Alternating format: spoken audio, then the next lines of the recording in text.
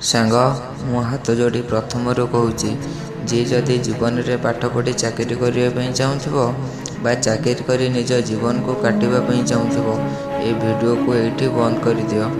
କାରଣ ଏ ଭିଡ଼ିଓରେ ମୁଁ ଏମିତି କିଛି ସତ୍ୟ କଥା କହିବାକୁ ଯାଉଛି ଯାହା ଶୁଣିଲେ ଆପଣଙ୍କ ମନକୁ କଷ୍ଟ ହେବ।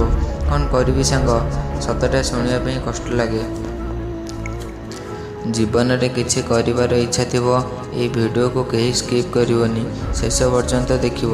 ଯଦି ଭିଡ଼ିଓ ତୋତେ ଭଲ ଲାଗିବ, ଭାଇର ଚ୍ୟାନେଲକୁ ସବସ୍କ୍ରାଇବ୍ କରିବୁ। ସାଙ୍ଗ, ମୁଁ ଗୋଟେ ବହିରେ ପଢ଼ିଥିଲି, ପଇସା ଭଗବାନ ନୁହେଁ, କିନ୍ତୁ ଭଗବାନଠୁ ବି କେଉଁ ଗୁଣରେ ବି କମ୍ ନୁହେଁ। ଭାବ ସାଙ୍ଗ, ଯେତେବେଳେ ପିଲାବେଳେ କଣ୍ଢେଇ ଧରି ଖେଳନ୍ତି, ଗୋଟିଏ କଥା ଶୁଣିବାକୁ ପଡ଼ିଥାଏ, ଖେଳନା ଭାଙ୍ଗିଯିବ। ଏ କଥା କେତେଥର ଶୁଣିଛନ୍ତି?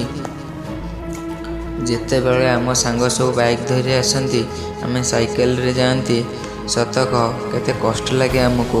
ଆମେ କାହାକୁ କହିପାରନ୍ତି ନାହିଁ। ମନ ଭିତରଟା କ'ଣ ଗୋଟେ ହୋଇଯାଏ। ମନ ଭିତରେ ଗୋଟେ ନିରାଶ ବାଦଲ ଅଟୋମେଟିକାଲି ମାଡ଼ି ଆସେ। ବାପାଙ୍କର ହସିବା ଚେହେରା ଦେଖି ମନକୁ ଟିକେ ଖୁସି ଲାଗେ ସିନା, ପକେଟ୍ ମନି ପାଇଁ ମାଆର କାନି ଧରି କେତେ ତା ପଛେ ପଛେ ଗୋଡ଼େଇଛନ୍ତି। ଆଜି ମନେ ଅଛି ନା ସେସବୁ ଭୁଲିଗଲାନୁ? ଆଜି ବାପା ପରିଶ୍ରମ କରି କରି ବାର୍ଦ୍ଧକ୍ୟରେ ପହଞ୍ଚିଛନ୍ତି, ହେଲେ ଘରର ପରିସ୍ଥିତି ଯେମିତି ଥିଲା ସେମିତି, କିଛି ବି ପରିବର୍ତ୍ତନ ନାହିଁ। କିନ୍ତୁ ପିଲାଟି ଦିନରୁ ସେଇ ଗୋଟାଏ କଥା, ଭଲରେ ପାଠ ପଢ଼, ଭଲ ଜବ୍ ପାଇବୁ। ଏମିତି ବି ଆମେ କାହାକୁ ପ୍ରଣାମ ବି କରନ୍ତି, ସେଇ ଗୋଟାଏ କଥା ଶୁଣିବାକୁ ମିଳିଥାଏ, ଭଗବାନ ତୋତେ ଭଲ ଜବ୍ଟେ ଦିଅନ୍ତୁ। ଏ ସିଷ୍ଟମ୍ କ'ଣ ପାଠ ଖାଲି ଜବ୍ ପାଇଁ ପଢ଼ାଯାଏ?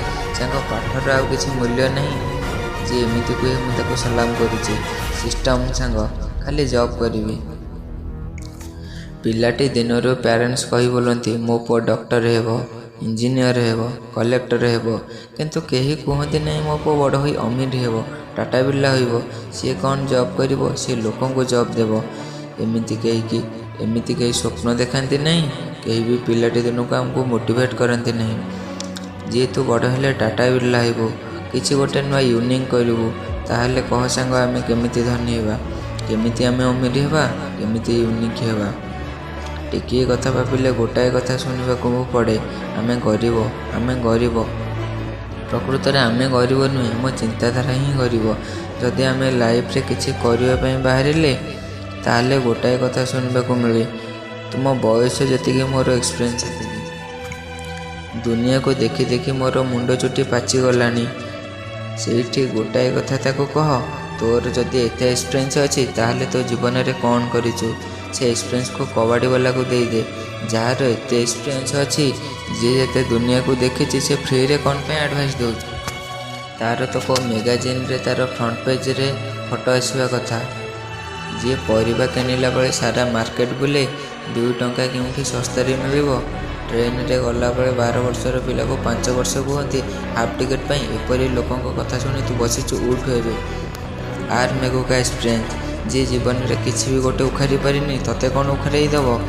ଯିଏ ଜୀବନରେ କିଛି ବି ଉଖାରି ପାରିନି, ତା କଥା ଶୁଣି ତୁ ବସିଛୁ। ଜୀବନରେ ତୁ ଯଦି ତା କଥା ଶୁଣିବୁ, ଏଇଠି ଏବେ ତୋ ଜୀବନ ନଷ୍ଟ ହୋଇଯିବ। ଯିଏ ଜୀବନରେ କିଛି ଷ୍ଟ୍ରଗଲ୍ ନ କରି ଦୌଡ଼ିକି ପଳାଇଛି, ଲାଇଫ୍ରେ କିଛି କରିନି, ସକ୍ସେସ୍ ବୋଲି କିଛି ଜାଣିନି, ତା କଥା ଶୁଣି ତୁ ବସିଛୁ। ଉଠୁ ଏବେ, ତୋ ଭିତରେ ଥିବା ସିଂହକୁ ଜଗା ଏବେ। ତୁ କିଛି ନୂଆ କର, କିଛି ୟୁନିକ୍ କର। ଜୀବନରେ ଡେଫିନେଟଲି ତୋତେ ସକ୍ସେସ୍ ମିଳିବ। ଯାହା ଜୀବନରେ ତୁ ସ୍ୱପ୍ନ ଦେଖିଛୁ, ସେହି ସ୍ୱପ୍ନକୁ ପୂରଣ କର। ଟାଟା ବିର୍ଲା ହେବା ପାଇଁ ସ୍ୱପ୍ନ ଦେଖ। ଲାଇଫ୍ରେ କେଉଁ ଘରେ ରହିବୁ, କେଉଁ ଗାଡ଼ି ମେଣ୍ଟେନ୍ କରିବୁ, ଏବେଠୁ ତା'ର ଗୋଟେ ଲିଷ୍ଟ କର। ପ୍ରତିଦିନ ରାତିରେ ଶୋଇଲା ବେଳେ ମିନିମମ୍ 5 ଥର ଶୁଣ। ଏହି କଥାଟି ଆମ ମାଇଣ୍ଡ ସବକନସିୟସ୍ ମାଇଣ୍ଡ ଭିତରେ ଛାପ ହୋଇଯିବ। ସବକନସିୟସ୍ ମାଇଣ୍ଡ ଅଟୋ ପାଇଲଟ୍ ମୋଡ଼ରେ ପ୍ରେରଣା ଦେବ। ଆମେ ଆମ ସ୍ୱପ୍ନକୁ ପୂରଣ କରିବା ପାଇଁ ଆମ ଭିତରେ ତାକତ ଆସିବ। ଯଦି ଆମ ଭିତରେ ସେ ତାକତ ଆସିଲା, ଟାଟା ବିର୍ଲାଠୁ ବି ବଡ଼ ବଡ଼ କମ୍ପାନୀ ପ୍ରତିଷ୍ଠା କରିବୁ, ବଡ଼ ବଡ଼ ଲୋକଙ୍କ ସହିତ ମିଶିବୁ, ଆଉ ବହୁତ ଲୋକଙ୍କୁ ଜବ୍ ଦେବୁ। ସେହି ସ୍ୱପ୍ନକୁ ପୂରଣ କରିବା ପାଇଁ ଲାଗିପଡ଼। ସଫଳତା ରାସ୍ତାରେ ବାଧାବିଘ୍ନ ନିଶ୍ଚୟ ଆସିବ। କାହାକୁ ଖାତିର ନ କରି ଆଗକୁ ମାଡ଼ି ଚାଲ। ଜୀବନ ଚଲାବାଟରେ ପଡ଼ିବୁ, ଉଠିବୁ, ପଡ଼ିବୁ, ତାହେଲେ ଯାଇ ତୋ ସ୍ୱପ୍ନ ପାଖରେ ପହଞ୍ଚିବୁ। ସେହି ଘର, ସେହି ଲାଇଫ୍, ସେହି ଗାଡ଼ି ମେଣ୍ଟେନ୍ କରିବୁ, ଯେଉଁଗୁଡ଼ିକ ତୁ ସ୍ୱପ୍ନରେ ଦେଖିଥିଲୁ। ତୋ ପାଖରେ ଥିବା ମାନ, ସମ୍ମାନ, ପଇସା, ଦୁନିଆ ତୋତେ ରେସ୍ପେକ୍ଟ କରିବ। ଯୁଆଡ଼େ ଯିବୁ ଲୋକ ତୋତେ ସଲାମ କରିବେ। ଆରେ ତୋତେ କ'ଣ ଶିକ୍ଷା ଦେବେ? ତୁ ହେଉଛୁ ନିଜର ଗୁରୁ, ନିଜର ଶିକ୍ଷକ।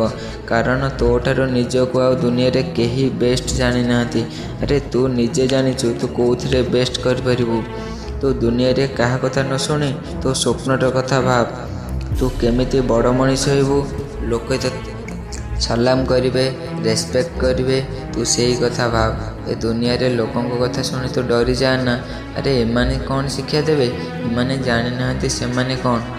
ମୋର ଭାଇଟା, ସମୟ ନଷ୍ଟ କରନା, ଏବେଠୁ ଲାଗିପଡ଼। ଆଜିର ଦୁନିଆରେ ଯାହା ପାଖରେ ପଇସା ଅଛି ତା ପାଖରେ ସବୁ ଅଛି। ଆରେ ଭାଇ, ତୋ ପାଖରେ ଯଦି ପଇସା ଅଛି ଜଙ୍ଗଲରୁ ବାଘ ଆସି ଘରେ ଛିଡ଼ା ହେବ, ବାଘ ବି ତୋତେ ସଲାମ କରିବ। ତୁ ନିଜକୁ ୟୁନିକ୍ କର। ୟୁନିକ୍ କରିବା ପାଇଁ ଯାହା ଯାହା ତୋତେ ବଳିଦାନ ଦେବା ପାଇଁ ପଡ଼େ, ଡରି ନ ଯାଇ ତାକୁ କରିଚାଲ। ନିଜ ବାପା ମାଆଙ୍କର ରାଜା, ମନର ରାଜା ହୋଇ ବଞ୍ଚ। ଲାଇଫରେ ଏତେ ପଇସା ରୋଜଗାର କର ଯେ ତୋତେ କୌଣସି ଜିନିଷ କିଣିବା ପାଇଁ ଭାବିବାକୁ ନ ପଡ଼ୁ। ସବୁ ଖୁସି, ସବୁ ସୁଖକୁ ଜବରଦସ୍ତ ତୋ ପାଖରେ ବାନ୍ଧିକି ରଖ। ଲାଷ୍ଟରେ ଏତିକି କହିବି, ପାଠ ପଢ଼ାର ଲକ୍ଷ୍ୟ ଯେତେ ପର୍ଯ୍ୟନ୍ତ ଜବ୍ କରିବା ହେବ, ସେତେ ଯାଏଁ ସମାଜରେ ନୌକର ଜନ୍ମ ହେବେ, କେବେ ମାଲିକ ଜନ୍ମ ହେବେ ନାହିଁ। ଆଶା କରେ ମୋ କଥା ଏବେଠୁ ତୋ ଲାଇଫକୁ ଚେଞ୍ଜ କରିଦେବ ଏବଂ ତୋତେ ଗୋଟେ ସକ୍ସେସଫୁଲ୍ ମଣିଷ ନିଶ୍ଚୟ କରିବ। ସେଥିପାଇଁ ଭିଡ଼ିଓକୁ ଗୋଟେ ଲାଇକ୍ ଦେବୁ, ତୋ ଭାଇର ଚ୍ୟାନେଲକୁ ସବସ୍କ୍ରାଇବ୍ କରିବୁ। ଭଗବାନ ତୋର ସବୁ ସ୍ୱପ୍ନକୁ ପୂରଣ କରନ୍ତୁ। Love you all.